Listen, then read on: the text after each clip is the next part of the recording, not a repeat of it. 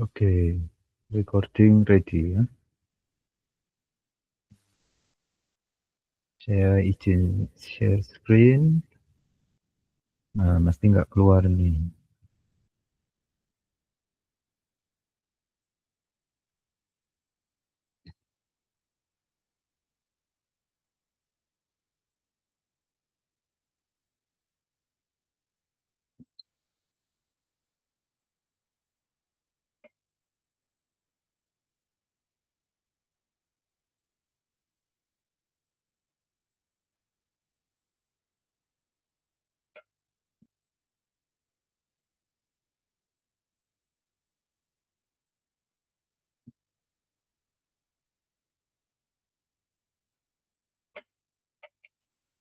Oke, kita lanjutkan ya. Jadi eh, kalau pertemuan kemarin kita yang terakhir itu membahas tentang bagaimana kita memilih hyperparameter. Jadi urutan tuning itu kan ada urutannya.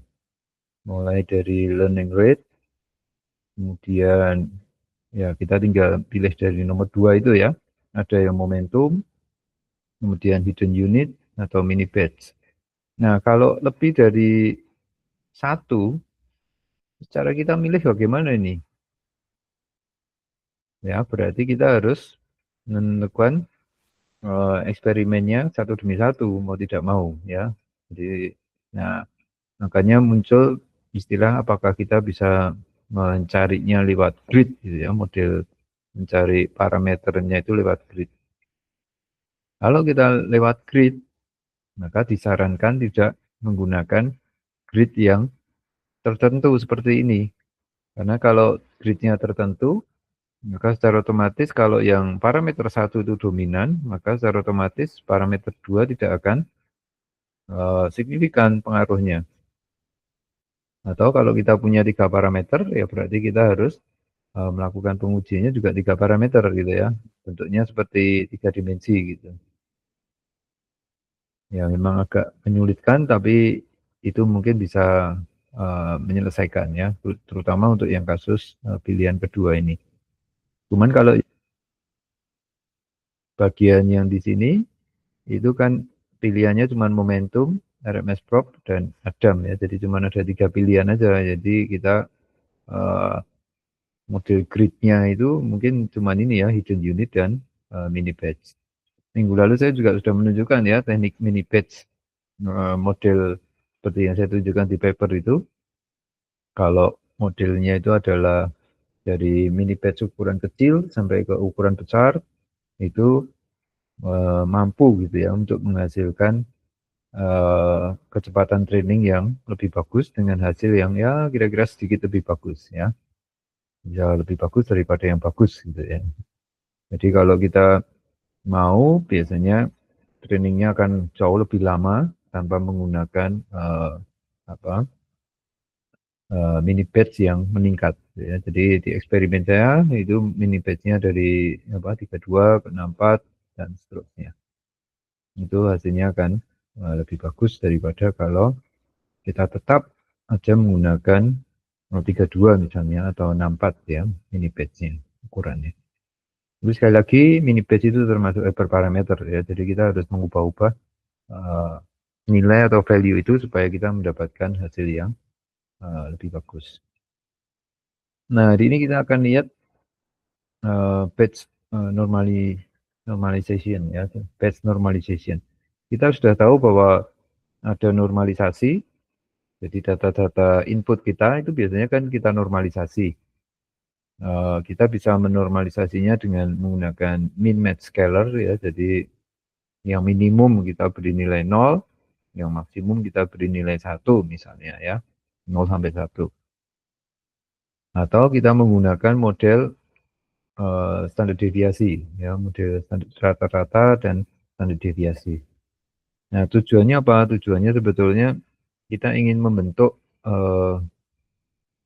dimensi apa ya, bentuk dari data kita gitu ya, parameter kita ini lebih ke normal gitu ya terhadap yang lain, sehingga ketika dipakai untuk proses training, khususnya ketika mencari gradiennya itu, itu dia akan prosesnya akan lebih cepat ya daripada kalau gradiennya itu ada yang cepat, ada yang kecil, ada yang besar gitu ya.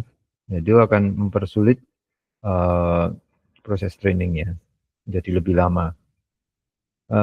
Kemudian ya, teknik yang tadinya awalnya dipakai di input, gimana kalau kita pakai juga nggak cuma di input yang kita normalisasi, tapi juga di bagian layer-layer hidden layer yang ada di sini.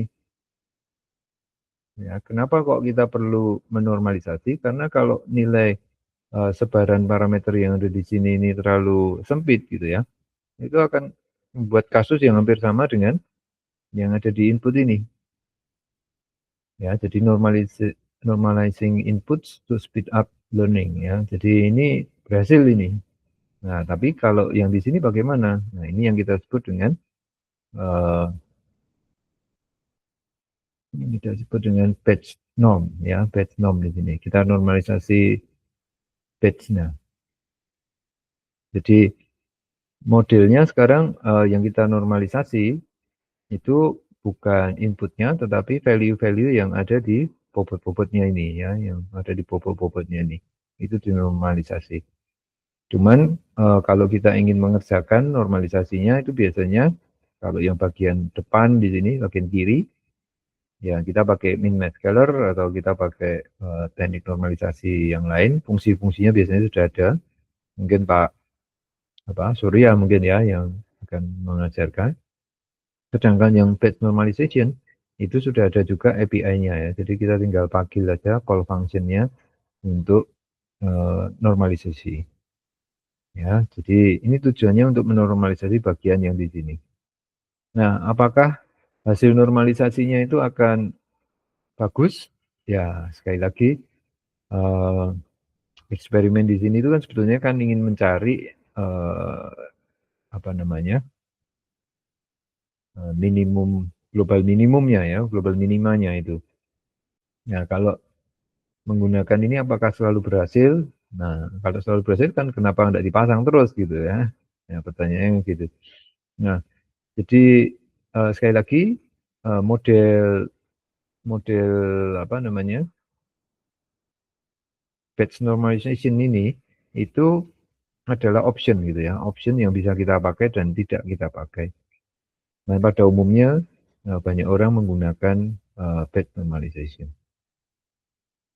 Nah, tentang teorinya mungkin bisa kita skip ya. Tapi salah satu manfaatnya apa ya dari batch normalization? Ini kan salah satu manfaatnya. Jadi kalau kita ingin membedakan misalnya binatang, membedakan apa bunga gitu ya, itu biasanya kan ada warna-warnanya ya. Manusia aja juga ada kulitnya kan berwarna ya, macam-macam. Bisa yang warna apa hitam, kulit putih, kulit kuning, ya, kulit uh, apa lagi kuning, hitam, merah ya. Ada yang kulit uh, kita menyebutnya dengan apa nih brown ya, kecoklatan seperti kita yang di sini. Nah, ketika itu masuk ke network ya, jaringan objeknya itu kadang-kadang sulit ya untuk membedakan membedakan objek-objeknya itu. Sebagai contoh ya, untuk kucing aja ya, di sini ada yang kucing hitam dan yang kucing berwarna gitu. Kalau kita melatih uh, data kita, model kita dengan data-data dengan kucing berwarna, nanti akan kesulitan ketika ingin menggambarkan kucing yang hitam. Ya, banyak kejadian bahwa objek ya, objek-objek yang di di train itu khususnya yang berkaitan dengan warna, kalau dia terkait dengan warna hitam, itu cenderung eh, keberhasilannya kecil ya. Kenapa kok keberhasilannya kecil? Itu karena eh, cara pemberian angkanya itu ya. Jadi angka hitam itu diberi diberi apa ya bobot gitu ya, diberi bobot itu nol ya. Kalau grayscale kalau Anda lihat angka hitam itu kan nol. Kalau yang putih itu 0,1 gitu. Jadi angka yang lebih dominan yang tidak menghasilkan nol kalau kita kalikan itu cenderung akan muncul gitu ya, masih probabilitas keadaannya itu masih ada terus. Tapi kalau dia hitam itu susah ya, karena ketika masuk ke network dia nanti akan jadi nol ya. Nah, ini adalah salah satu manfaatnya ya. Jadi dengan kita menormalisasi di bagian network yang bagian tengah itu, yang hidden itu, maka diharapkan yang misalnya model-model warnanya yang hitam semacam ini itu jangan sampai dibuat terlalu kecil nilainya ya, karena kalau terlalu kecil dia nanti akan hilang di jaringan. Sama seperti ilustrasi yang kita diskusikan minggu lalu ya, bahwa kalau network kita ini kan ada banyak layernya ya. Layer 1, layer 2, layer 3, layer 4, layer 5. Kalau di bagian layer depannya saja misalnya angkanya mendekati 0, kita kalikan dengan angka yang mendekati 0, kita kalikan lagi, lama-lama kan habis itu. Ya, jadi ini salah satu manfaat dari batch normalization yang ada di tengah ya, yang di hidden-nya itu. Ya, dia bermanfaat sebagai istilahnya banyak covariate shift gitu ya. Jadi network kita akan lebih handal gitu ya terhadap warna, gitu. Mampu untuk membedakan warna. Ya, ya intinya nanti di tinggal kita panggil aja ya, programnya tinggal kita panggil, nanti dia akan menormalisasi. Nah, kita yang normalisasi yang mana? Biasanya kan setelah dense, ya setelah dense kita tambah dengan batch normalization. Kita tambah dengan dropout ya, atau regularisasi yang lain. Sehingga network kita uh, lebih apa ya, tidak terlalu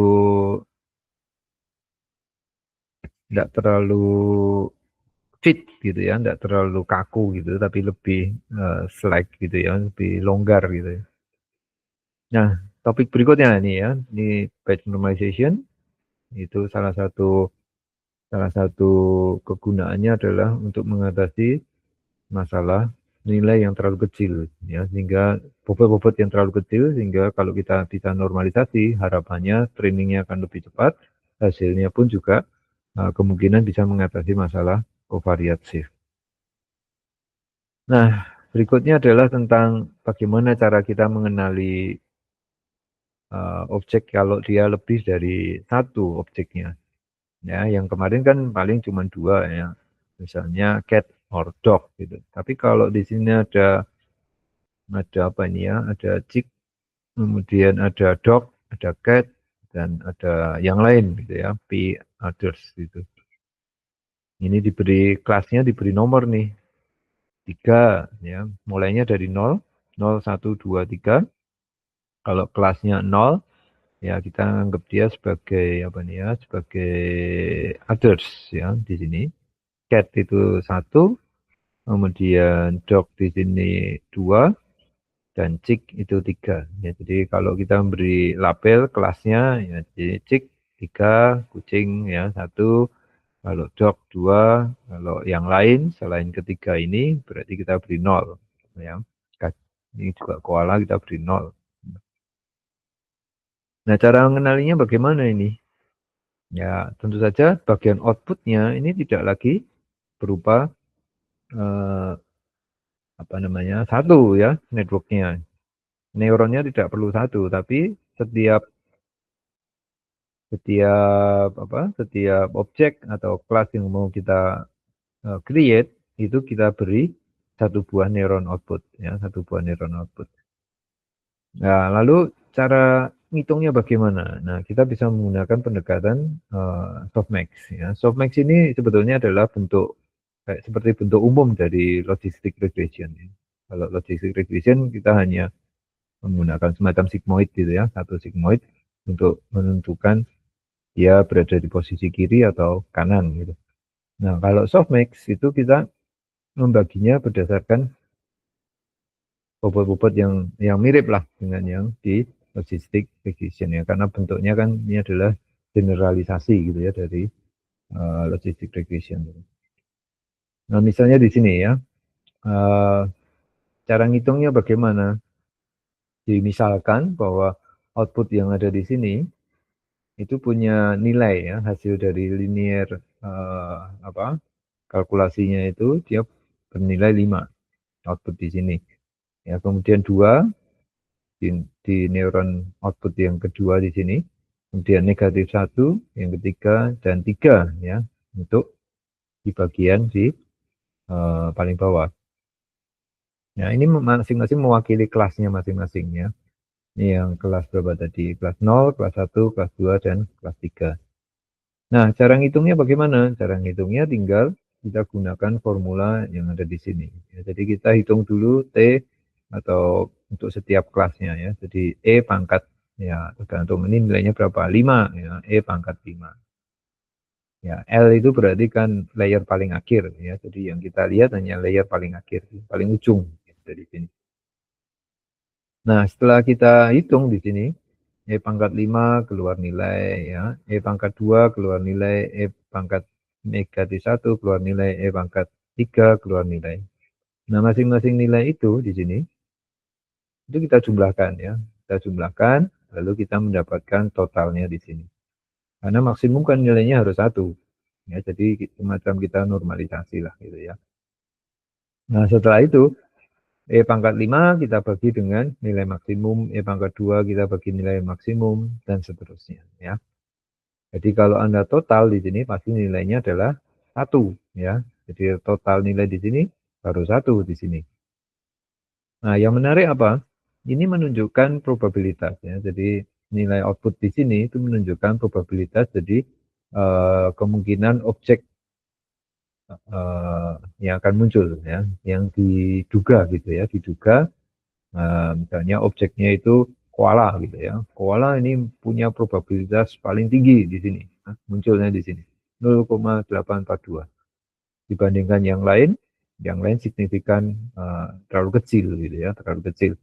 Sehingga bobot ini ya, nilai probabilitas paling besar ini dianggap mewakili uh, sebagai kelas ya, sebagai kelas mana tadi? Ini ya, koala ini ya, nilai 0 di sini.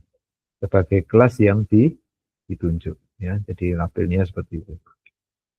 Nah, kebetulan probabilitasnya ini kelihatan signifikan sekali ya. Mulai dari 0,8 sampai yang 0,002 di sini.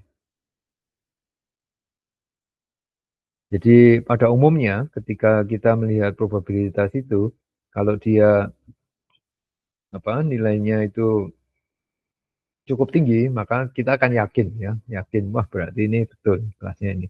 Tapi kalau probabilitasnya mendekati nilai-nilai tengah-tengah gitu, itu kan agak meragukan ya.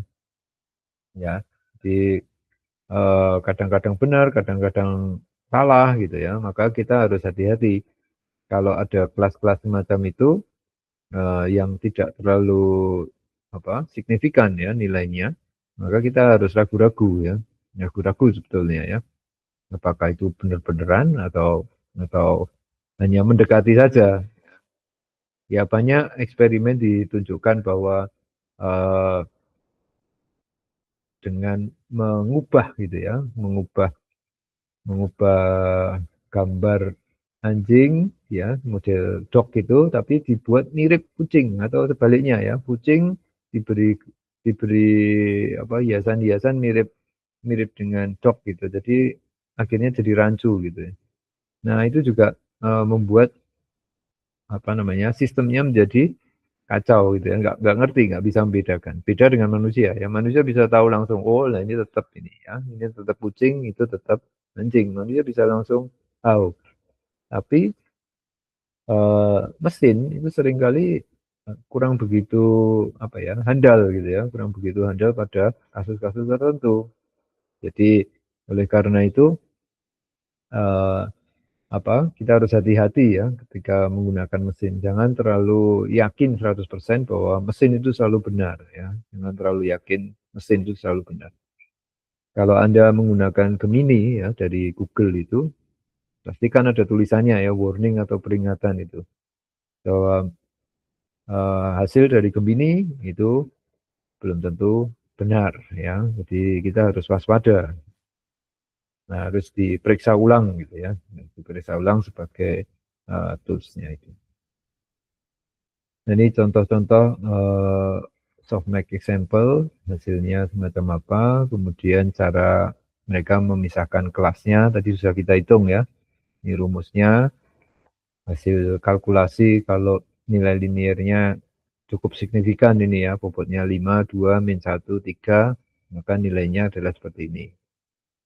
Ya, dari sini kita ambil yang paling tinggi, lalu kita anggap dia sebagai, ya kita gunakan hard max di sini ya. Nah, kita buat probabilities yang tertinggi, maka dia kita anggap sebagai kelas yang ditunjuk. Ya, sampai di sini ada pertanyaan?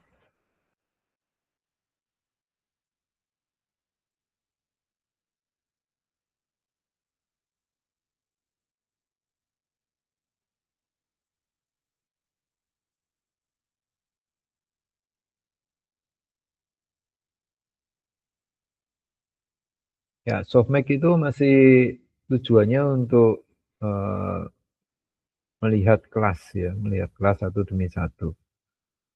Nanti kita akan lihat contoh yang berikutnya ya, contoh yang berikutnya. Kita stop sharing dulu.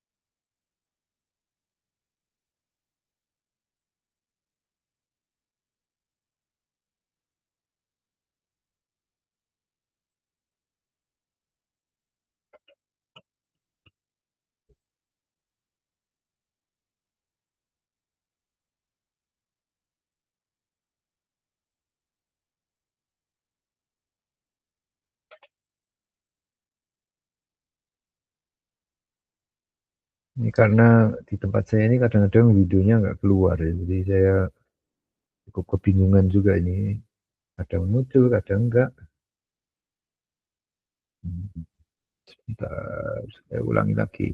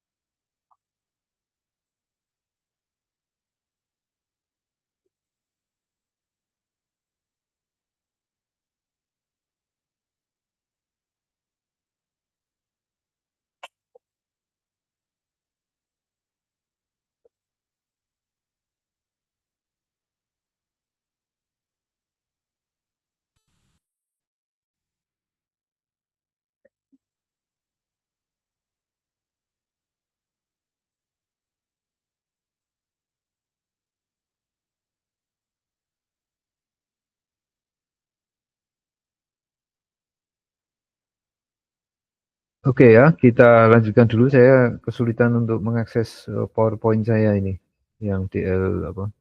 DL yang berikutnya ya, yang 04 ini. Nah, saya mau menunjukkan perkembangan atau era terlebih dahulu ya, era dari eh, DNN dan seterusnya ini. Jadi eranya itu kan dimulai tahun berapa ya? 2012 ya. Jadi 2012 yang namanya adalah ImageNet Challenge. Jadi ada tokoh besar di sana yang nggak kelihatan di situ. Namanya adalah VV Lee ya. VV Lee itu sebetulnya ya dosen, peneliti yang mengumpulkan gambar gitu ya untuk membentuk kelas demi kelas gitu ya. Mungkin ada 2000 kelas atau berapa ribu kelas gitu ya. Dia membuat gambar dengan image dengan resolusi yang cukup bagus ya, kemudian dia klasifikasikan satu demi satu jumlahnya, kemudian dia buat lomba ya. Lombanya namanya uh, ImageNet Challenge ini. Ya, namanya VVLI, ya, VVLI. Mungkin Anda bisa lihat di sejarahnya. Sekarang VVLI cukup terkenal karena dia baru saja mendapat semacam sponsor dana ya, dana untuk risetnya dia sebesar 1 miliar dolar ya, atau sekitar berapa itu berarti ya, sekitar 17 triliun ya, untuk mengembangkan risetnya yang dia pandang bahwa manusia harusnya menggunakan teknik yang dia pikirkan itu. Ya, tapi kita kembali dulu ke 2012. Di 2012, ketika ada lomba, itu kesulitan sekali ya kita menggunakan teknik-teknik misalnya image processing yang lama-lama itu untuk membedakan kelas itu. Ya, sekitar ada 1.000 kelas dan 1 juta gambar ya. Nah, itu cara prosesnya bagaimana itu? Anda mau menggunakan teknik-teknik mesin learning biasa, pakai SVM misalnya, atau RNN, atau teknik apa itu ya, macam-macam itu, yang lain, random forest misalnya, pasti akan gagal di sana. Karena kesulitan sekali untuk mengenali satu objek di dalam sebuah gambar ya. Sebuah gambar itu sebetulnya kan isinya pixel-pixel. Ya. Nah, satu pixel itu kan kalau di tempat kita kan jadi satu neuron gitu. Satu pixel, satu neuron. Gimana kita bisa memproses gambar itu? Bukan, sorry, saya pada awalnya ya, input-input data kita itu, yang pixel-pixel itu, nanti akan dimasukkan ke masing-masing neuron, ya, ke neuron-neuron itu untuk diproses. Nah, kalau kita punya ukuran gambar misalnya 100 kali 100, itu setara input kita itu ada 10.000. Ya. Ada 10.000 input yang harus diproses secara paralel. Nah, dengan menggunakan teknik yang ada pada waktu itu, eh, yang jelas komputasinya pasti akan kesulitan, ya, kesulitan untuk menyelesaikan. Nah, menariknya, yang eh, tiga, tiga peneliti ini, ya, Alex, saya tidak tahu bacanya gimana ya, Alex, Ilya, kemudian Hinton, ya, ini yang terkenal namanya Hinton, Geoffrey Hinton. Nah, dia sebagai pemenang, waktu itu nilainya masih sekitar 80% ya. Jadi masih belum, errornya masih cukup besar lah gitu ya. Dia menggunakan ImageNet Challenge ini uh, sebagai salah satu cara untuk menunjukkan bahwa teknik atau yang dia sarankan ya, menggunakan CNN ya, Convolutional Neural Network, itu berhasil ya. Teknik dia diberi nama AlexNet. Mungkin karena di Alex ini ya sebagai peneliti utamanya. Nah, lalu di 2012 ya, data setnya ini menjadi data set standar untuk kompetisi. Ya, tapi di sebaliknya itu kan masalah gambar. Bagaimana tentang kata sekarang? Kita kan ngomong dengan menggunakan bahasa ya, dalam bahasa. Nah, bagaimana kita bisa menerjemahkan kata-kata itu supaya bisa diproses oleh mesin, ya, atau diproses oleh AI. Nah, teknik-teknik yang sebelumnya pasti kelimpungan, ya, cara mengatasi bahasa manusia bagaimana ini caranya, ya. Nah, akhirnya diusulkan word to vector. Nah, jadi di sini mulailah era-era natural language processing. Ya, dalam hal ini adalah vocabulary embedding. Jadi kata-kata itu sekarang diberi semacam apa ya, kode gitu ya, diberi kode-kode. Nah, supaya kode-kode itu dalam bentuk angka supaya bisa diproses oleh mesin. Nah, lalu muncul nih 2014 ya, GAN, Generative Adversarial Network. Ya, dalam hal ini dia pelatihannya itu seperti bermain game, gitu ya, seperti bermain game. Itu biasanya untuk menunjukkan apakah sebuah image itu asli atau buatan. Ya, asli atau buatan. Nah, dia membuat satu mesin sebagai untuk mengidentifikasi ya bahwa bahwa gambarnya itu apa, entah benar entah salah ya, itu atau mesin lawan satunya itu yang menipu gitu ya, yang menipunya itu. Nah, ini berusaha, makanya disebut dengan adversarial ya. Jadi ada musuhnya di sini. Ya, lalu uh, orang melihat, saya punya teknik yang lain ini. Saya bisa menggunakan variational autoencoder ya, VAE ini. Ini adalah mode generatif probabilistik. Jadi kalau Anda melihat gambar-gambar, misalnya kalau Anda melihat gambar Picasso, lalu wajah Anda bisa digeser gitu ya, menjadi seakan-akan hasil lukisan dari Picasso, itu adalah salah satu pemanfaatan dari variational autoencoder ini. Jadi dia banyak dipakai untuk melakukan modifikasi-modifikasi ya, berdasarkan tentu saja berdasarkan probabilitas tertentu ya. Jadi kita punya gambar Picasso, saya punya gambar gunung. Nah, maka secara otomatis nanti dengan lewat probabilistik itu kita bisa menggeser gitu ya bobotnya itu supaya dipakai untuk mengisi gunung saya itu lebih mirip ke gambar yang dibuat oleh Picasso. Ya, lalu perkembangan berikutnya yang cukup signifikan itu Google Linet. Ini kembali lagi ke masalah lomba tadi ya, lomba yang di ImageNet Challenge ini.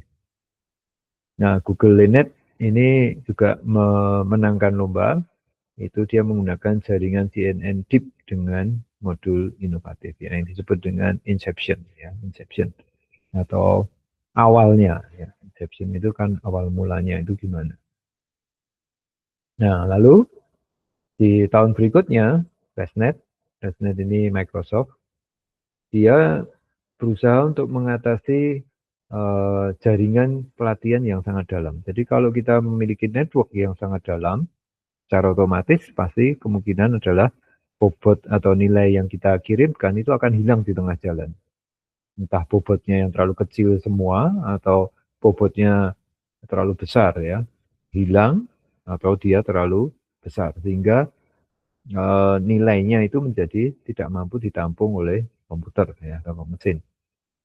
Nah, model ResNet itu jaringan residual itu seperti ada outputnya itu bisa kayak dikirimkan ke network yang ada di depannya gitu ya. Outputnya itu bisa dikirimkan ke network yang ada di depannya. Nah, kalau yang di Inception ini kita bisa memprosesnya secara paralel. Itu salah satu apa namanya, keunggulan dari Inception ini. Dan yang kita pelajari tadi, batch normalization, itu tahun 2015 ya, tapi munculnya di CVPR. Ini terus terang publikasi ini karena saya ambil dari LLM ya, tolong diperiksa lagi, belum tentu benar juga ini ngambilnya, belum saya periksa ya, betul atau enggak. Ya, lalu di 2015 itu ada Faster RCNN, ya, dia bisa mendeteksi objek dengan cepat ya, berdasarkan region proposal ya. R-nya ini region ya. Ya saya kurang tahu apakah sudah pernah belajar CNN atau belum ya, Convolutional Neural Network ini. Ya pada intinya sebetulnya setiap gambar atau setiap data gitu ya, itu biasanya kan ada semacam key point ya, kita menyebutnya dengan key point atau titik-titik pentingnya itu ada di mana. Nah khususnya yang gambar ya, kalau dia berupa image itu biasanya ada titik-titik utama atau titik-titik penting yang disebut dengan key point ini. Nah, CNN itu sebetulnya adalah satu teknik bagaimana mencari key point itu dengan cepat, ya, dengan cepat. Nah, itu prosesnya bagaimana caranya supaya CNN ini ya, bisa cepat mendeteksi objek lewat regional proposal yang ada di sini. Ya, jadi prosesnya nanti bisa mengenali deteksi objek bisa jauh lebih cepat dari yang sebelumnya.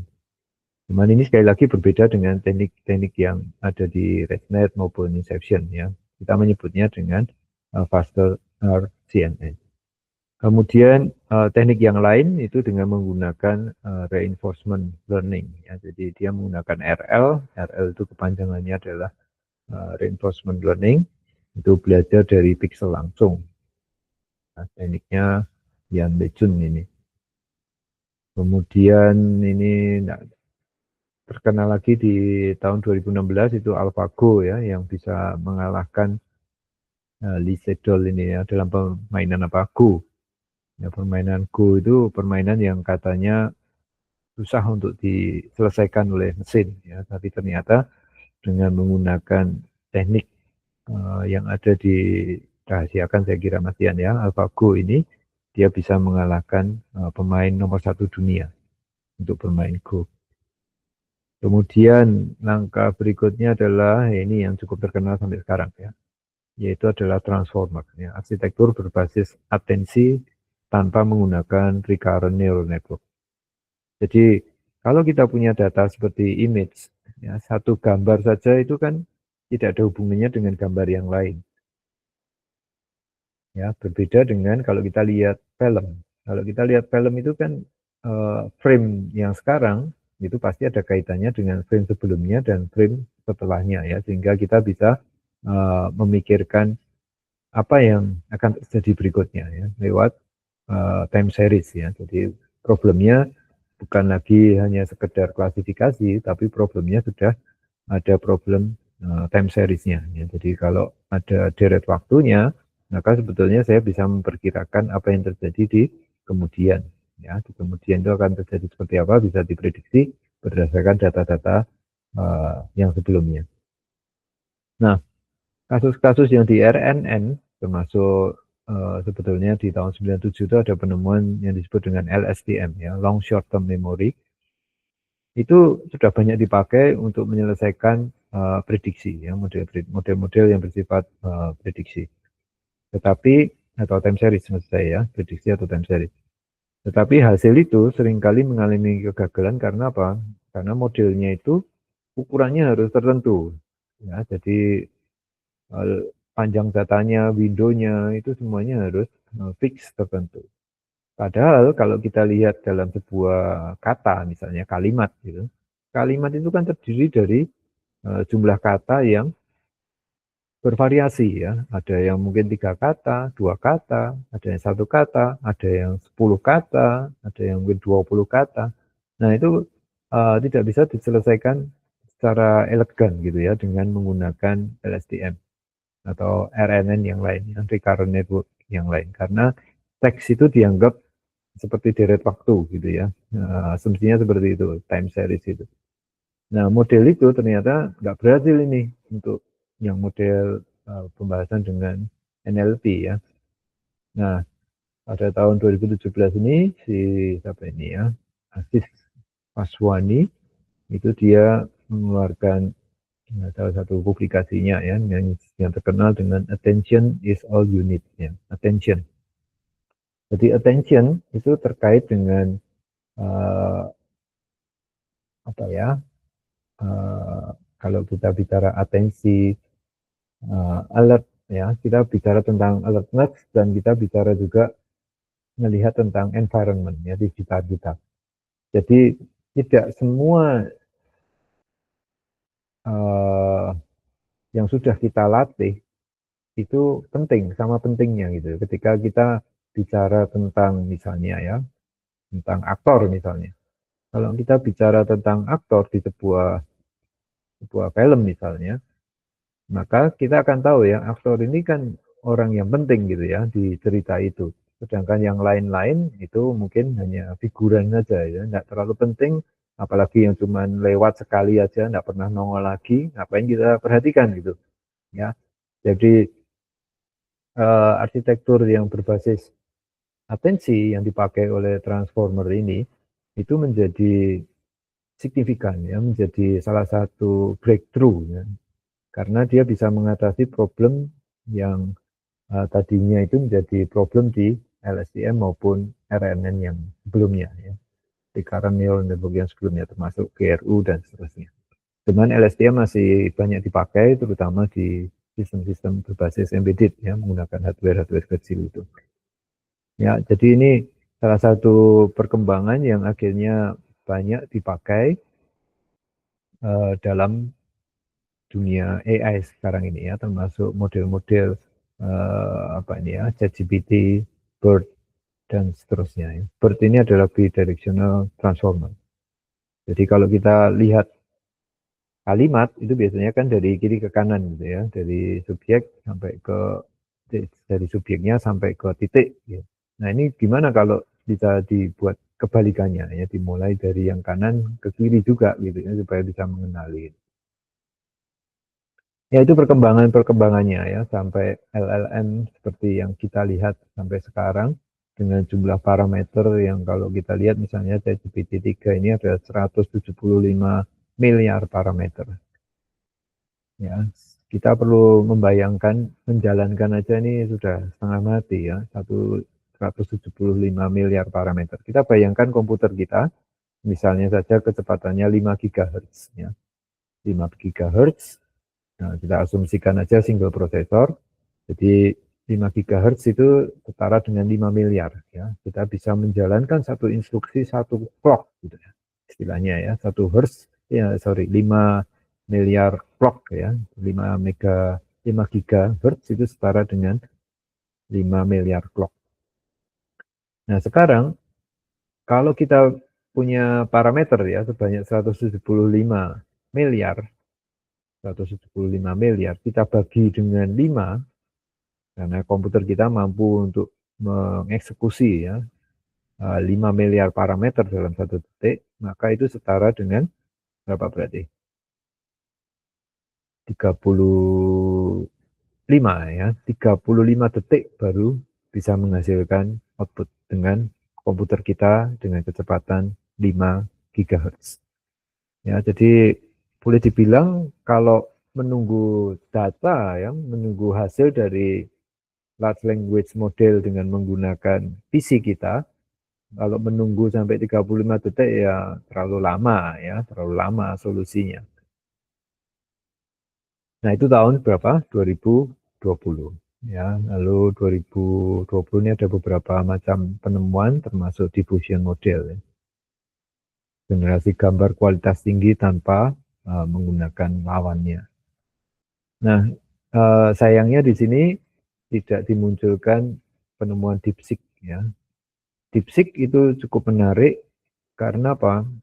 Karena jumlah parameternya ternyata dia bebas ya, bisa kita pilih dari yang disediakan oleh DeepSeek. Jadi DeepSeek itu sengaja mentrain large language modelnya itu, kalau nggak salah dia menghabiskan 5 juta dolar ya, 5 juta dolar untuk mentraining selama 2 bulan. Nah, dia memiliki beberapa macam bobot ya, parameternya itu. Ada yang parameternya 6 miliar gitu ya, atau 7 miliar, ada yang parameternya 32 miliar, dan seterusnya ya, sampai yang versi yang cukup canggih. Nah, jadi dengan optimalisasi yang dilakukan oleh DeepSeek, maka komputer-komputer kita yang tadinya menunggu 35 detik, sekarang cukup ya 1 detik aja gitu ya, 1 detik aja sudah bisa menghasilkan token-token outputnya. Ya, jadi gambaran itu kiranya bisa memberikan apa bayangan ya bahwa memproses bahasa, mentraining itu tidak mudah, ya tidak mudah dan butuh mesin yang sangat-sangat besar sekali supaya bisa mengenali kata dan mengartikannya, ya mengenali dan mengartikan sebuah kalimat gitu. Itu butuh apa ya, butuh effort yang sangat-sangat besar sekali.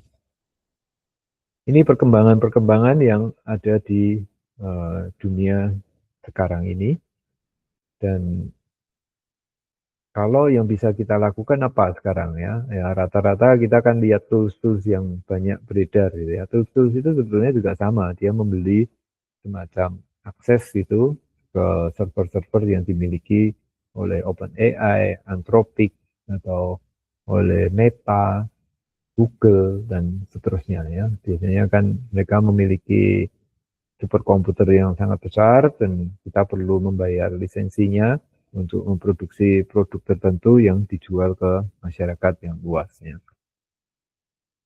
Ya, itu untuk rata-rata berupa gambar dan teks dan lebih spesifik lagi untuk yang neural network yang recurrent neural network ya, RNN itu dimulai dari 86 di sini, papernya dari Nature. Kemudian yang terkenal LSTM itu dibuat oleh ini ya, Sepp Hochreiter. Ya, Sepp Hochreiter. Ini terkenal sekali nih. Long short term memory. Ya, lalu ForgetGate pada LSTM ya. Dia Felix Gergi kalau nggak salah dia memperbaiki algoritma dari LSTM supaya neuronnya itu bisa mengingat atau melupakan, ya mengingat atau melupakan. Dia perlu mengingat, ya artinya gerbangnya itu perlu dibuka kalau eh, datanya memang panjang gitu ya. Kalau datanya panjang maka dia perlu mengingat di belakang-belakangnya. Tapi kalau dia menganggap, probabilitas untuk kata ini cukup kecil gitu ya, kalimat ini cukup kecil, maka dia stop aja ya. Forget gate-nya akan dibuat nol di situ. Maka dia akan terputus dengan gerbang-gerbang sebelumnya. Karena LSTM itu membentuk semacam rantai ya. Rantainya panjang atau pendek itu kendalikannya bagaimana? Nah, lewat forget gate. Jadi forget gate ini yang bertanggung jawab untuk me, meloloskan gitu ya informasi ke belakang atau tidak gitu. Kalau dia perlu meloloskan ke belakang, maka forget gate-nya bernilai 1. Kalau dia bernilai 0 artinya cukup sampai di situ saja. Ya, jadi ini perkembangan LSTM itu masih dipakai sampai sekarang padahal sudah 25 tahun ya, lebih dari 25 tahun.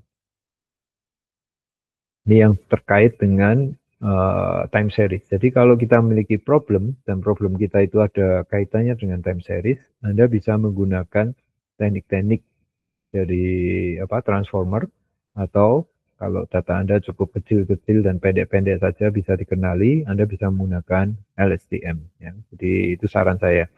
Kalau yang GRU atau ini ya, Gate Recurrent Unit, ini hanya keuntungannya adalah dia ringan dibandingkan dengan LSTM.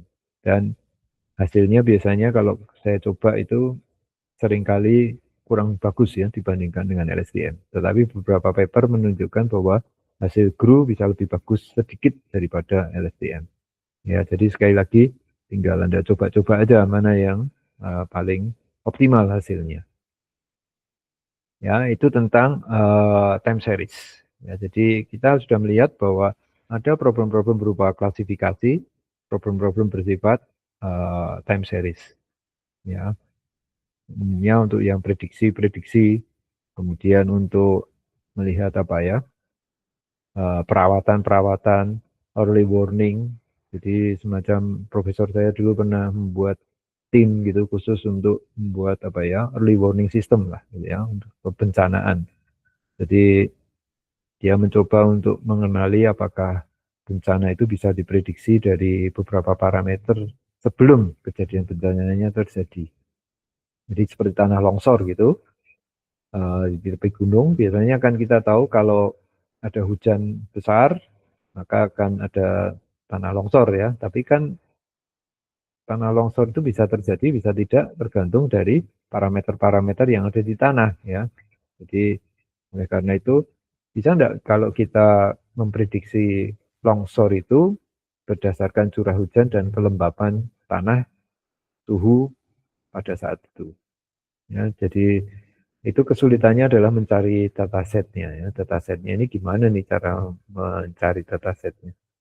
Tapi karena jadi ahli-ahli geofisika saya kira ya, dia sudah memiliki rumus gitu ya, formula itu. Nah, kita mencoba untuk membentuk dataset dari formula yang ada di sana dicocokkan dengan kejadian-kejadian waktu longsor. Ya, jadi dari dataset itu apa? Dan kebetulan Taiwan itu lumayan apa ya, terbuka ya datasetnya ya. Jadi kita bisa meminta, tapi khususnya orang Taiwan sendiri yang minta. Kalau saya minta ternyata nggak dikasih, hanya orang dari negaranya sendiri yang meminta baru diberikan datasetnya. Ada orang Vietnam meminta dataset di Taiwan nggak dikasih ya. Nah ini tentang perkembangan ya, perkembangan dan teknik-teknik yang ada mulai dari hanya berupa data-data gambar, kemudian teks ya, kemudian suara sampai ke video. Jadi kalau yang sekarang Anda amati itu sudah sampai ke generasi video. Dan bagaimana orang bisa memanipulasi dengan cukup sempurna gitu ya, mendekati sempurna, itu juga cukup mengerikan ya sebetulnya. Ya, sampai di sini ada pertanyaan barangkali.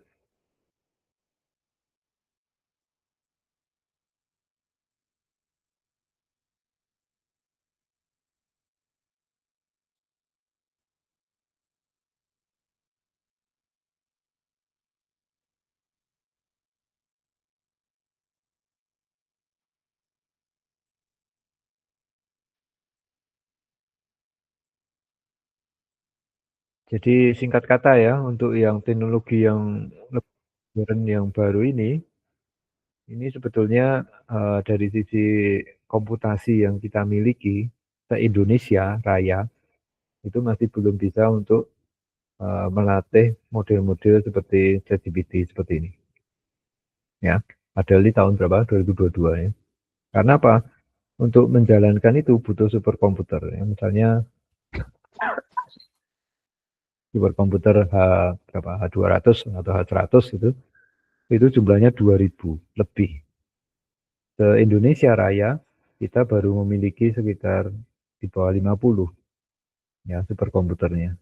Jadi pendek kata kita kalau diminta untuk apa namanya membuat model gitu ya, model untuk semacam ChatGPT gitu rasanya uh, masih impossible atau masih bermimpi lah gitu ya, masih bermimpi.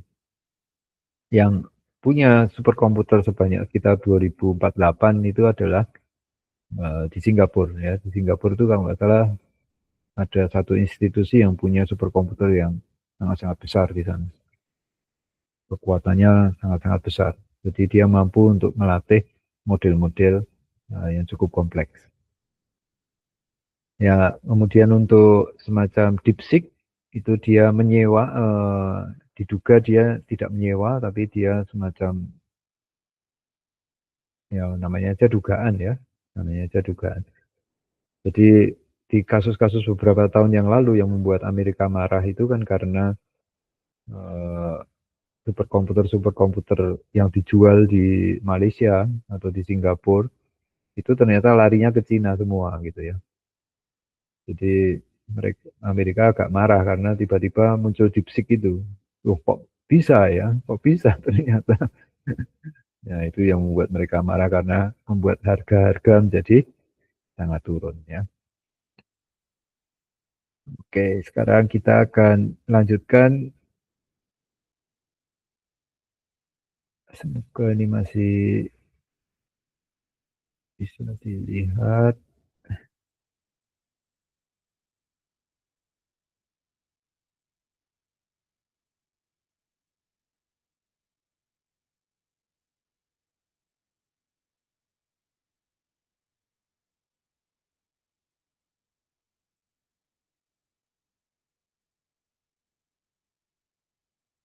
Ya, jadi ini outline aja ya. Jadi era-eranya itu dibagi menjadi model empat, empat semacam empat generasi gitu.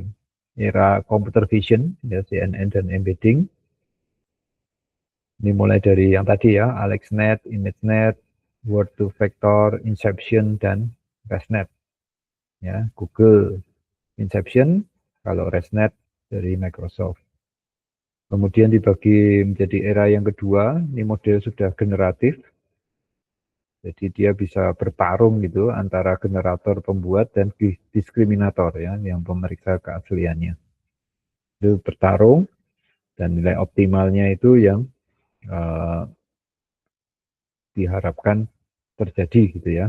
Kalau sama-sama kebingungan gitu, nah itu berarti yang satu merasa menang, yang satu merasa kalah. Kemudian variational autoencoder itu bisa dipakai untuk membuat variasi seni ya. Ini mulai-mulai creativity lah gitu ya. Dan kemudian Deep Q Network menggabungkan Q learning dengan neural network melatih AI bermain game. Jadi uh, Deep Q itu sebetulnya mirip dengan yang GAN tadi ya, yang di atas di sini. Cuman sekarang dia implementasinya adalah untuk bermain game ya, seperti Atari. Dia ada semacam reward dan punishment kalau nggak salah ya di Q-Learning ini. Jadi kalau menang dia dapat reward, kalau dia kalah maka modelnya itu kayak diberi punishment ya, negatif gitu ya. Jadi sebetulnya cuma nilai positif atau nilai negatif gitu. Kalau dia positif berarti oh arahnya sudah betul. Kalau dia diberi negatif berarti oh arah saya salah gitu ya. Nah itu diberi semacam reward dan punishment dan diharapkan dia bisa dapat reward terus gitu ya, reward terus sehingga modelnya akan menjadi menang. Lalu yang era ketiga itu sudah mulai era transformer dan natural language processing di sini. Ini munculnya attention tadi ya, attention dan transformer. Jadi attention itu dia networknya itu mampu untuk semacam melihat ya, melihat semesta pembicaraannya itu secara spesifik, tidak perlu kita lihat semuanya. Berbeda dengan LSTM ya. Kalau kita pakai LSTM maka semua harus dilihat semesta pembicaraannya. Jadi kan semakin rumit. Kalau misalnya kita berada di apa? Di melihat apa ya? Melihat film gitu ya, melihat uh, film kemudian bagian sutradaranya itu tidak menyuting aktornya misalnya ya, yang disyuting malah tempat yang lain, tentu saja kan nggak efektif ya. Tapi kalau dengan attention dan transformer ini, itu sutradaranya selalu menyuting uh, aktornya gitu ya, aktornya atau aktrisnya itu. Jadi topiknya sekarang yang tadinya itu cerita kalimat yang jutaan bahkan miliaran itu jadi nggak terlalu penting karena yang penting adalah yang cocok dengan atensinya.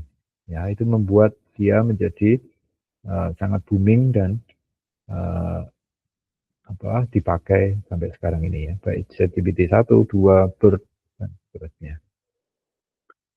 Kemudian era modern ini tentang large language model ya, yang dan sifatnya multimodal dan video. Ini bisa Anda lihat ya, yang pertemuan kemarin, bukan pertemuan apa, penemuan-penemuan yang jadi produk kemarin-kemarin itu ya, termasuk Sora, Veo, dan lain sebagainya. Nah, mereka bisa menghasilkan video-video dengan hasil yang sangat smooth, ya, tidak terpotong-potong, tidak pecah-pecah, dan bisa merepresentasikan dari setiap prompt gitu ya, prompt yang kita berikan. Jadi Anda bisa menjadi apa ya, bukan sutradara tapi sebagai penulis naskah gitu, dan Anda tinggal tambahkan sesuatu, lalu Anda bisa membuat sebuah movie sendiri. Ya, jadi movie generator sendiri. Ya, itu kemarin kan didemokan. Perkembangan yang lain saya kira tentang kalau kita lihat robot Unitree, kalau Anda pernah melihat video yang dipakai di waktu Imlek ya, Imleknya di sana. Nah, robot Unitree itu bisa melakukan gerakan-gerakan yang sangat smooth ya, seperti gerakan manusia. Nah, itu bukan lagi seperti robot di di apa itu film-film robot di seperti iRobot atau film apa namanya itu ya, eh, Transformer atau apa ya, bukan seperti itu ya, tapi gerakannya bisa cukup lembut dan bahkan bisa dipakai untuk mendemokan martial arts ya, jadi seni bela diri gitu ya, seni bela dirinya itu cukup cukup bagus lah, halus, dan bisa bisa apa, cukup nyaman juga, dikira itu dianggap sebagai AI gitu ya, kerjaan AI itu sebenarnya bukan kerjaan AI, memang sebenarnya seperti itu ya, hasilnya memang bagus sekali di sana. Nah, itu perkembangan di dunia sekarang ini. Nah, kita bisa apa? Ini yang jadi penting sekarang ini ya, karena kalian nanti yang akan menjadi generasi penerus gitu dari Republik ini. Jadi mau tidak mau Anda punya beban yang saya kira cukup berat juga ya untuk menghadapi tantangan yang uh, cukup cukup dilematis ya sekarang ini. Karena kalau kita terlalu banyak menggunakan AI tanpa bisa menjualnya juga repot ya. Kita bisa mengerjakan menggunakan AI, tapi sekali lagi ternyata malah kita sendiri nanti yang menjadi korban dari AI. Nah, saya ingin menunjukkan satu lagi ya. Sayangnya kok PPT-nya nggak mau keluar gitu. Ini yang mengherankan saya. Saya hapus ini.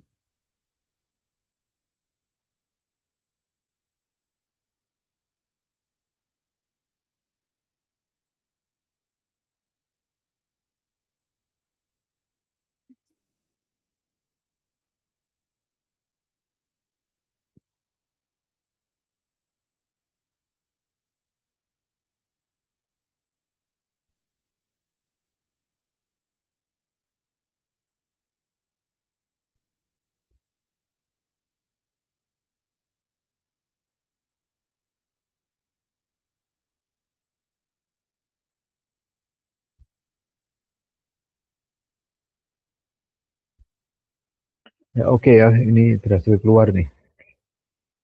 Jadi kalau kita lihat perkembangan teknologi tadi, itu stepnya banyak sekali ya, stepnya banyak sekali. Dan salah satu langkah yang banyak dipakai juga itu ada yang menggunakan teknik namanya diffusion. Teknik diffusion itu semacam, ini sudah ada model yang bagus nih, gimana kalau kita curi saja ya model yang bagus ini, kita tidak perlu melakukan training lagi. Jadi kita menggunakan hasil yang sudah ada ini, kemudian kita pakai untuk mengenerate model lain yang hasilnya lebih bagus daripada model sebelumnya. Ya, teknik diffusion itu katanya digunakan di DeepSeek ya, DeepSeek untuk mendiffuse ChatGPT ya, ChatGPT. Cuman dibantah oleh pembuat dari DeepSeek. Nah, kalau kita punya model semacam itu yang ternyata bisa dibajak ya, gimana kalau model-model yang sudah pernah kita buat? Ya, misalnya kita punya model ya, model semacam ini ya, kita menyebutnya modelnya semacam ini. Kita ingin menggunakan model yang sudah di-generate, sudah jadi bagus misalnya untuk mengenali cat and dog misalnya. Nah, secara umum sebetulnya kan cat and dog itu kan sama-sama wujudnya gambar ya. Di bagian masukan ini kan wujudnya gambar. Ya, lalu diproses di sini ya lewat layer demi layer ya. Yang membedakan kan nanti outputnya. Kalau misalnya kita deteksi ya menggunakan hasil dari radiologi sinar X-ray misalnya, itu kan inputnya kan juga gambar ya, sama-sama gambar nih. Di bagian awal mungkin juga sama-sama menggunakan apa namanya edge detection gitu ya, atau segmentasi dan seterusnya. Ini secara otomatis ya. Lalu di bagian akhirnya saja yang beda ini. Kalau tadinya dipakai untuk mendeteksi cat or dog, sekarang di radiologi dia dipakai untuk mendeteksi apakah dia terkena COVID atau enggak. Ya, sama-sama outputnya misalnya dua aja ya kemungkinannya di sini. COVID atau enggak. Ada yang menggunakan terkena tumor atau enggak. Nah, sebetulnya kan sama-sama di sini. Ya, sama-sama dimasukkannya sebagai gambar, tetapi outputnya berbeda. Nah, gimana cara kita menggunakan apa yang sudah tadinya dilatih untuk cat and dog misalnya, itu bisa kita pakai untuk digunakan di diagnosis dari radiologi. Ya, caranya adalah seperti ini. Pada umumnya ya, kita menggunakan bobot ini tetap kita simpan di sini. Bagian yang akhir, bisa satu atau beberapa layer, itu kita potong ya. Kita potong, kemudian kita generate angka random, bobot-bobotnya kita beri angka random, ya. Kemudian kita train lagi. Cuman kita train dengan data bukan cat and dog ya, tapi kita train dengan data radiologi. Ya, jadi gambar-gambar yang kita masukkan sekarang ini bukan lagi gambar anjing atau kucing ya, tetapi gambar-gambar hasil dari X-ray. Ya, ini di train ini. Yang ini, teknik ini lumayan menghemat waktu gitu ya untuk proses trainingnya. Ya, disebut dengan teknik transfer learning. Ya, teknik ini disebut dengan transfer learning. Lumayan menghemat waktu ya. Tapi karena ilustrasi ini terlalu jauh gitu ya, banyak orang menganggap Anda itu apa ya, dianggap kurang ajar lah gitu ya. Karena Anda itu melatih gambar-gambar misalnya saja binatang, tapi dipakai untuk menentukan nasib orang gitu. Apakah itu etis? Ya? Gimana kalau salah? Gimana kalau gini? Gimana kalau gitu? Ya. Nah, itu biasanya kita nggak siap dengan resikonya, ya, resikonya. Makanya transfer learning banyak dipakai, tapi khususnya biasanya jangan untuk aplikasi-aplikasi yang terlalu membahayakan ya, baik bagi nyawa manusia, binatang atau apa namanya, atau merugikan properti dan seterusnya. Ya. Nah, aplikasi yang banyak dipakai juga itu misalnya speech recognition ini ya. Ini kita pakai, misalnya bahasanya bahasa Inggris. Nah, bisa nggak kita ganti ini? Speech recognition-nya kita ganti dengan bahasa Indonesia. Ya, dengan memotong outputnya. Atau kita potong, kita tidak menggunakan untuk speech recognition, tapi untuk mengenali misalnya sinyal-sinyal anomali misalnya ya, atau mengenali sesuatu gitu ya. Yang bisa kita lihat di outputnya. Prinsipnya hampir sama ya. Kita potong beberapa layer, lalu kita tambahkan layernya, kita random, lalu kita train dengan data yang kita punya. Ini yang kita sebut dengan transfer learning. Ya, ini make sense-nya seperti apa? Ini bisa kita lihat di sini. Nah, berikutnya adalah multitask learning. Ya. Multitask learning itu kalau kita bayangkan ya, simplified autonomous driving example. Jadi kalau mesin-mesin pengendara otomatis itu biasanya kan dia mendeteksi objek di sekitarnya gitu ya. Objeknya kan bisa pejalan kaki, bisa mobil, bisa tanda stop, ya tanda-tandanya bisa banyak ya, bisa traffic light atau yang lain. Berarti artinya kalau untuk kasus kita seperti ini, itu berarti ada 4 output yang harus kita perhatikan. Padahal kalau kita lihat softmax tadi, itu kan kita hanya melihat satu output saja, ya probabilitas dari satu output. Nah, kalau objeknya lebih dari satu gimana? Apakah kita akan menggunakan 4 model yang kita train masing-masing atau bisa nggak kita menggunakan multitask, ya multitask seperti yang dipakai di autonomous driving ini. Ya, kenyataannya bisa ya.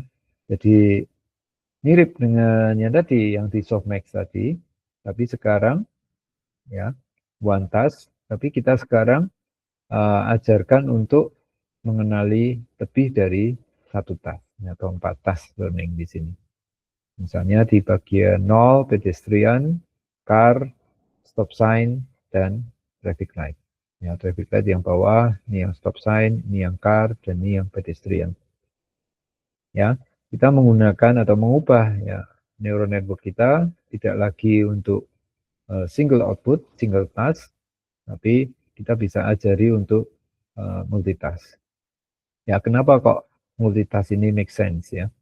Yang pertama adalah training on a set of tasks that could benefit from having shared lower level vision. Umumnya ya multitask itu kan diambil dari gambar yang sama ya, image yang sama misalnya. Gambar jalan raya tadi ya. Itu kan secara environment untuk setiap objek yang mau kita deteksi itu kan sebetulnya sama semua. Ya, jadi background environment-nya itu kan hampir sama semua. Atau semua fitur yang ada di sana itu kan hampir sama ya. All our features broad gitu ya di sini. Lalu berikutnya adalah yang menarik yang di sini ya. Biasanya jumlah data yang kita dapatkan untuk setiap task itu akan mirip, ya, akan mirip. Jadi misalnya kita ingin melatih 1000 training samples untuk setiap task, maka dari gambar-gambar itu biasanya akan muncul jumlah yang sama, ya, jumlah yang sama. Ya, misalnya di situ ada 100 task yang ingin kita pelajari, mulai dari daun, dahan, pohon, kemudian jalan, tanda-tanda, mungkin apa pedestrian tadi ya, kemudian bicycle dan seterusnya. Misalnya ada 100 task, maka kita membayangkan bahwa kita akan bisa mendapatkan 100 task dikali dengan 1000 training sampel, ya, atau 100.000 training sampel. Nah, ini akan menjadi jumlah data yang cukup besar.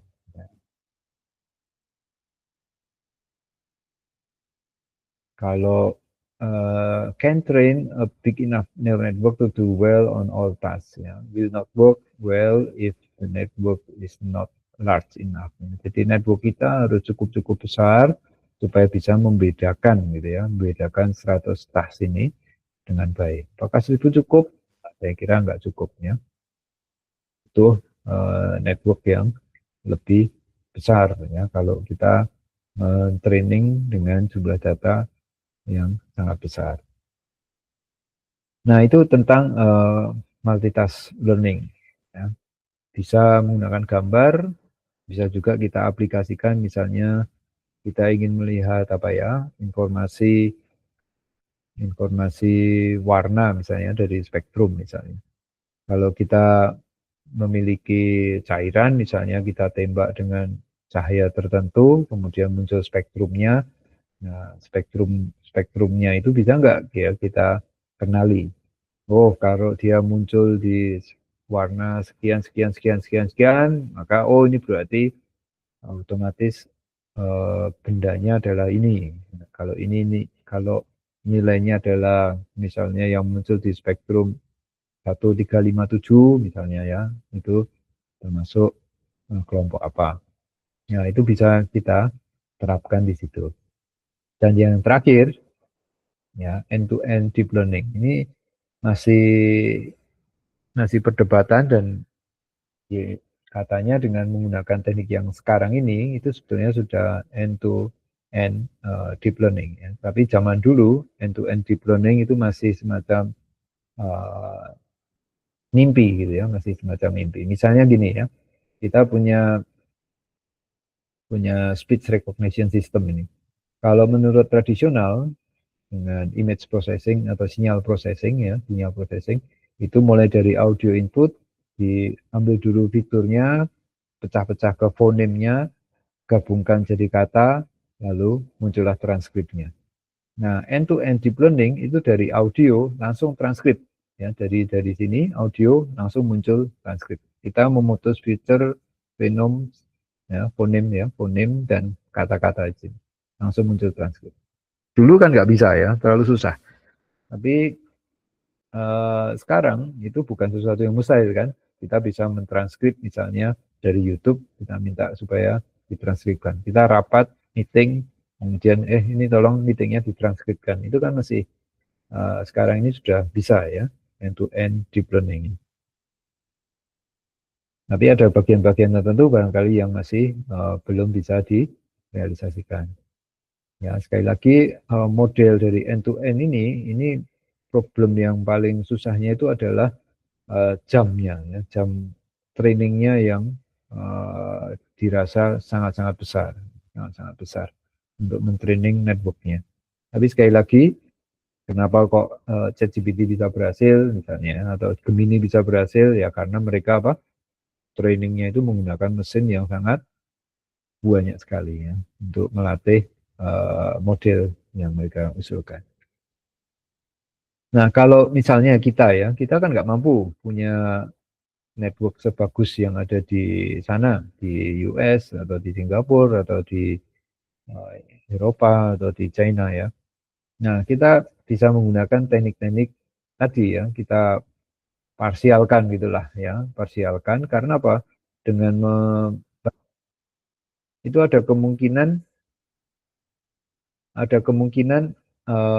kita bisa mengidentifikasi dengan lebih bagus ya. Contohnya adalah face recognition ini. Ya, rekognisi wajah kalau kita menggunakan end to end itu sangat sulit. Ya, bagaimana kalau face recognition itu dibagi menjadi dua? Yang pertama dideteksi dulu wajahnya, lokasinya di mana.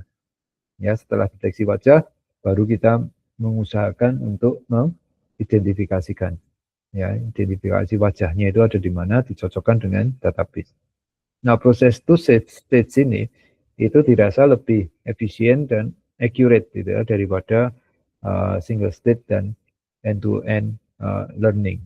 Ya, kesulitan dari end-to-end learning seperti tadi ya, terlalu networknya harus cukup besar dan butuh computing power yang sangat besar untuk mendapatkan model yang sangat bagus. Saya pernah mencoba ya membuat end-to-end gitu. Wah, ternyata memang nggak mampu ya. Maksudnya nggak mampu itu biasanya 30 epoch, 40 epoch itu sudah kelihatan hasilnya gitu, trennya sudah bagus, sudah mulai konvergen ini. Ini kalau pakai end to end ini nggak kelihatan ya, hilalnya nggak kelihatan ini. Susah sekali nih kalau menggunakan end to end ya. Butuh network dan butuh komputasi yang sangat-sangat tinggi. Tapi dengan cara memecah ya, memecah stage-nya ya, langkah-langkahnya itu ternyata bisa membuat network kita bisa cukup cepat dan lebih handal. Nah, kasus yang lain itu seperti yang ada di sini. Mesin translation itu lewat text analysis dulu dan dipotong-potong. Ya, tapi sekarang saya kira ini semuanya bisa end to end. Ya, kalau sekarang dengan mesin-mesin yang ada sekarang yang beli dari Google atau beli dari mana ya, OpenAI, saya kira bisa langsung. Sedangkan untuk mendeteksi usia ya, usia berdasarkan berdasarkan apa ini ya, berdasarkan gambar ya, image X-ray sini. Ini juga kalau end to end juga susah. Nah, biasanya mereka menggunakan apa? Menggunakan teknik beberapa stage gitu ya. Beberapa stage ini saya kira cocok atau bisa diterapkan di Indonesia ya. Dengan kata lain apa? Ya, kita harus bekerja keras untuk mengetahui fitur-fitur apa yang harus kita bagi ya menjadi stage-stage tertentu sehingga prosesnya tidak perlu end to end tapi bisa kita potong-potong gitu ya menjadi multi step approach yang ada di sini. Nah, itu teknik-teknik apa yang dipakai untuk end to end ya, end to end deep learning. Ya, ada pertanyaan sampai di sini?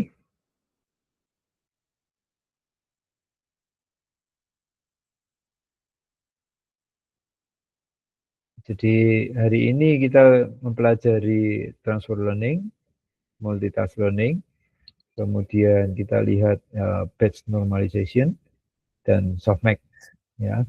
Lalu kita juga melihat beberapa teknik-teknik yang sudah dikembangkan sampai sekarang ini yang cukup mulai dari yang tradisional sampai yang sangat-sangat modern. Ya, tetapi secara umum dan prinsip itu mereka prinsipnya adalah neuron-neuron yang saling digabungkan gitu ya. Neuron-neuron yang digabungkan yang diberi nilai probabilitas tertentu ya. Bobot-bobotnya itu menentukan kemampuan dari mesinnya untuk menentukan apa berdasarkan apa yang sudah mereka pelajari sebelumnya. Jadi mesin itu tetap harus diajari dengan data-data tertentu supaya akhirnya dia bisa bekerja seperti yang diharapkan. Tapi perlu diingat juga ya bahwa model semacam ini seperti transformer itu nggak cukup ya. Jadi transformer itu memang akan menghasilkan kalimat-kalimat berdasarkan atensi ya, berdasarkan atensinya. Tetapi eh, biasanya akan tetap nanti diperiksa lagi ya, ada yang disebut dengan reasoning, logic reasoning. Nah, logic reasoning ini nanti akan memastikan apakah kalimat yang dihasilkan itu adalah kalimat yang dipakai yang bisa menjawab pertanyaan gitu ya, jangan tidak asal jawab. Jadi kalau yang dulu kan masih banyak halusinasinya itu. Tapi kalau yang sekarang itu sudah ditambahi dengan reasoning, logical ya, logical reasoning sehingga dia akan memeriksa kata demi kata ya, fakta demi faktanya akan diperiksa apakah dia runut dan make sense ya, secara logika benar atau salah.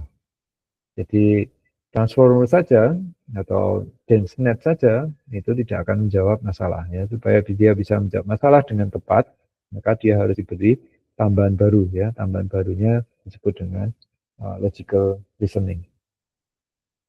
Nah, itu topik AI yang lain ya, topik AI yang lain tentang reasoning. Bagaimana cara kita bisa menentukan bahwa statement-statement yang dihasilkan itu masuk akal atau tidak. Ya, sampai di sini pertemuan kita hari ini. Apakah ada pertanyaan?